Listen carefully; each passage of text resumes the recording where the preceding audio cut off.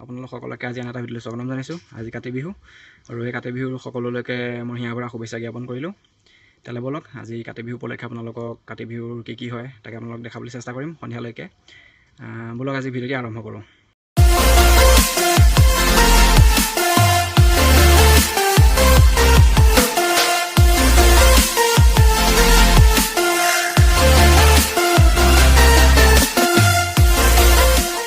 বন্ধুসকল, আজি বিহু বুলি পথাৰলৈ আহিলোঁ এপাক।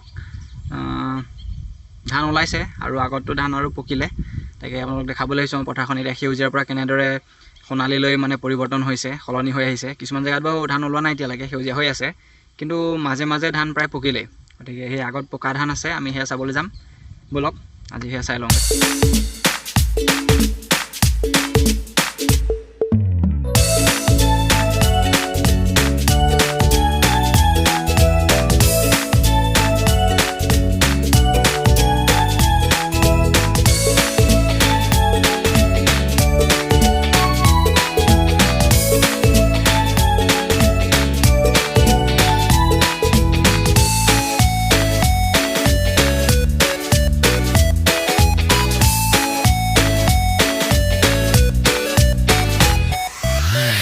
পাই গ'লো পকা ধানৰ ওচৰ।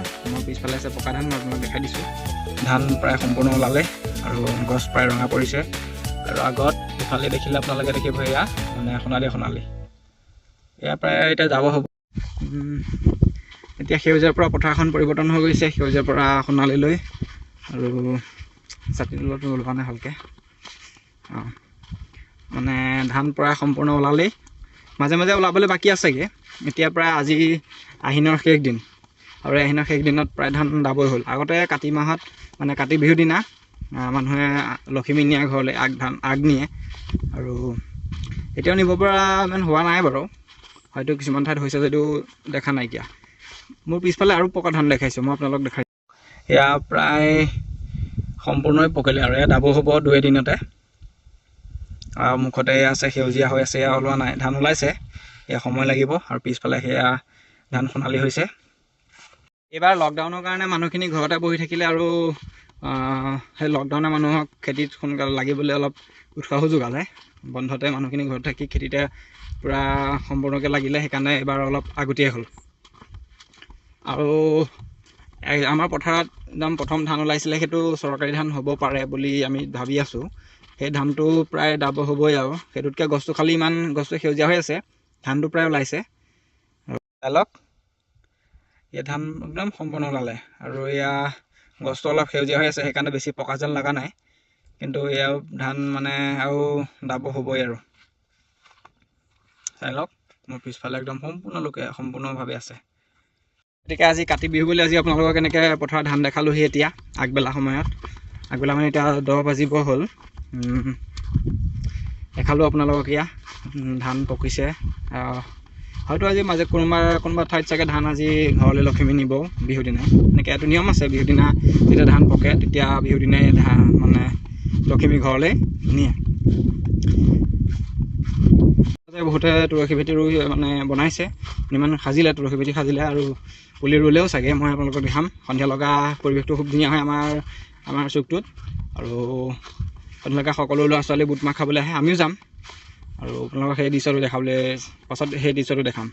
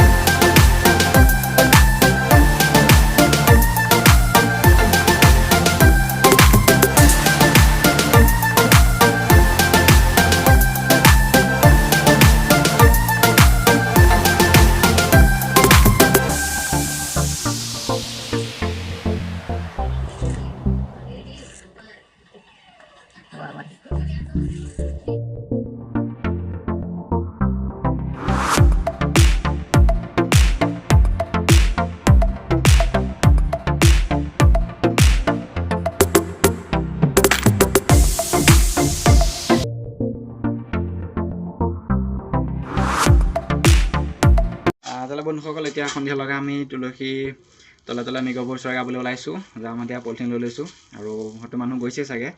এতিয়া প্ৰসাদ খাবলৈ যাম সকলোৱে ঘৰে ঘৰে, আমাৰ চুকটোৰ ঘৰে ঘৰে। আৰু আমাৰ ঘৰতো এয়া বুট আৰু প্ৰসাদ যোগাৰ কৰিছোঁ, মানে বুট, কল আৰু নাৰিকল। এয়া কাটিলোঁ অকণমান, এয়া প্ৰসাদ আৰু এইফালে কল আছে, এয়া প্ৰসাদ। আৰু ঠিক আছে, এতিয়া যাওঁ, এতিয়া ওলাই যাওঁ আৰু কোন যায় নাজানো। ব্লগ তেতিয়াহ'লে আমাৰ ইয়াত কেনেকৈ আমি কাতি বিহু কেনেদৰে উদযাপন কৰোঁ তাকে আপোনালোক দেখাম। এইটো সন্ধিয়ালৈকে সকলোৱে ঘৰে ঘৰত চাই কেনেকৈ প্ৰসাদ খায় আৰু আমি যাওঁ এতিয়া আমাৰ ইয়াত কেনেকুৱা হয় চাই লওক।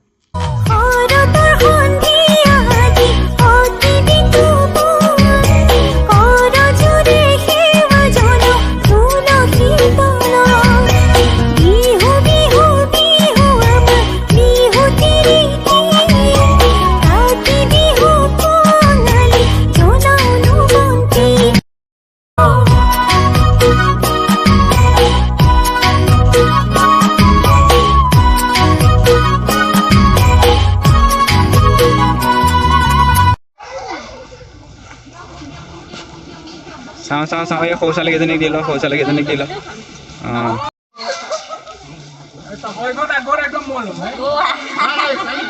আচ্ছা, আমাক কৰি বহি আছে।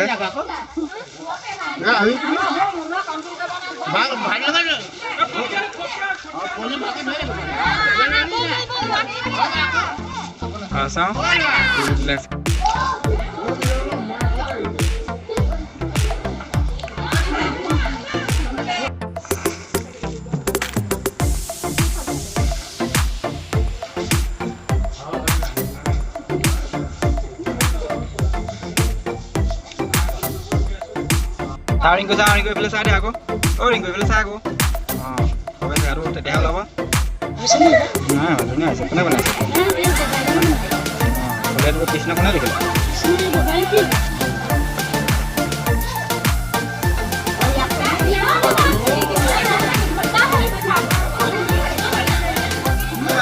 আজি মানুহখিনিলৈ চাই চিঞৰ বাখৰটো কম হৈছে আকৌ, হয় ন?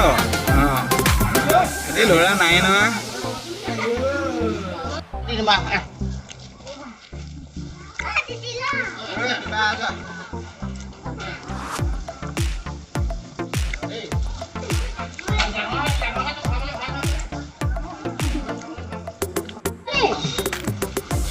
ভাল লাগিছে দেই।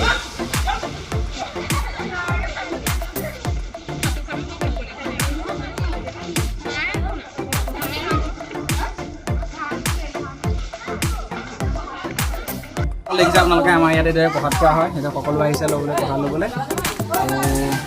আৰু মোৰ প্ৰসাদ বৰ্তমান ইমানখিনি হৈছে আৰু ল'বলৈ বাকী আছে। কৰিম কৰি গৈছে মোৰ ঘৰত পেকত চলাই হৈ গ'ল।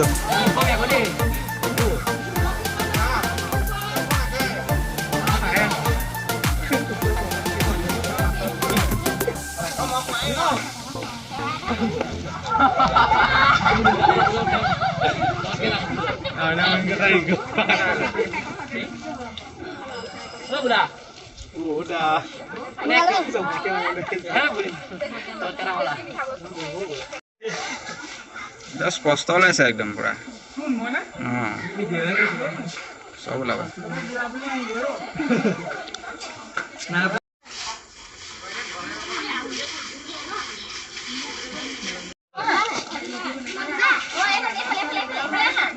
এতিয়া বৰ্তমান ঘূৰি আহিলোঁ, ঘামি গৈছোঁ অলপ। মানে এতিয়া ইমানখিনি প্ৰসাদ পালোঁ, এয়া গোটেইখিনি কৰি মেলি ল'ৰা ছোৱালী প্ৰায় 50জন মানেই হৈছিলে, সৰু ল'ৰা ছোৱালীৰ পৰা আমাৰ নিচিনা ডাঙৰলৈকে। আমাতকৈও ডাঙৰ আছিলে। মোৰ ভাল লাগে, এইটো এটা ফূৰ্তি, বছৰীয়া ফূৰ্তি। আৰু এবছৰ পিছতহে আহিব আকৌ। এনেকৈ আমি কাতি বিহু এনেকৈ তুলসী তলে তলে আমি গৈ পেলাই প্ৰসাদ এনেকৈ খাবলৈ যাওঁ সকলোৰে ঘৰত, আমাৰ চুকটোৰ ঘৰত। গতিকে আমি এইখিনি পালোঁ, এইখিনি আমাৰ পুৰস্কাৰ আজি। গতিকে এয়া দেখিলে আপোনালোকে।